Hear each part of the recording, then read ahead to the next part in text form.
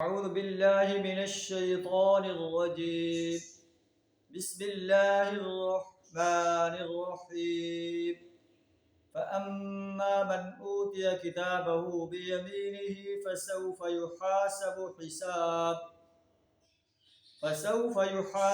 حسابا يسيرا وينقلب إلى أهله مسرورا. وأما من أوتي كتابه وراء ظهره فسوف يدعو ثبورا ويصلى سعيرا. صدق اللہ العظیم. سورہ انشقاق کی آیت نمبر 7 تا 12 آپ کے سامنے تلاوت کی.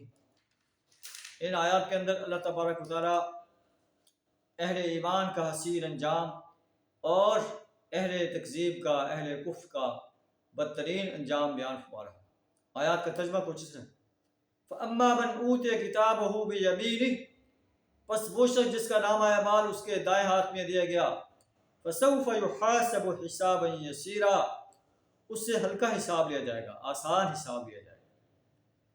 وَيَنْقَلِبُ إِلَىٰ أَهْلِهِ مَسْرُورًا، اور وہ اپنے لوگوں کی طرف، اپنے اہل و عیال کی طرف، اپنے دوستوں کی طرف جو جنہیں دائیں ہاتھ میں اعمال نامہ دیا جا چکا ہوگا ان میں خوش و خرم لوٹے گا. حضرت عائشہ رضی اللہ تعالیٰ عنہ نبی صلی اللہ علیہ وسلم سے عرض کرتی ہیں کہ حساب یسیر کیا ہے؟ نبی صلی اللہ علیہ وسلم نے ارشاد فرمایا، حساب یسیر یہ اللہ کے حضور پیشی ہے. بس اللہ تعالیٰ نیک انسان کے اعمال نامہ کو دیکھے اور اس کو کہے بھی ٹھیک ہے، کوئی بات نہیں، چھوٹی موٹی غلطیوں کو اللہ تعالیٰ درگزر فرما دے. اور جس سے حساب لیا گیا، اے عائشہ، من حوسب ہلک، جس سے حساب لیا گیا وہ ہلاک ہو گیا.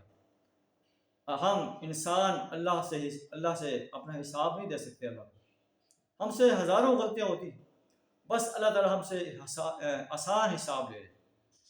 آپ صلی اللہ علیہ وسلم فرمایا، من حوسب ہلک، جس سے حساب لیا گیا وہ ہلاک ہو گیا. عائشہ رضی اللہ تعالیٰ عنہ نے عرض کیا، وَأَنْتَ يَا رسول اللہ، اے اللہ کے رسول صلی اللہ علیہ وسلم، آپ سے بھی اگر حساب لیا گیا تو آپ کے ساتھ بھی ایسا ہوگا. آپ صلی اللہ علیہ وسلم نے فرمایا، ہاں، إِلَّا أَن يَتَغَمَّدَنِيَ اللَّهُ بِرَحْمَتِهِ، اللہ یہ کہ مجھے اللہ اپنی رحمت سے ڈھانپ لے. یہ حساب یسیر ہے.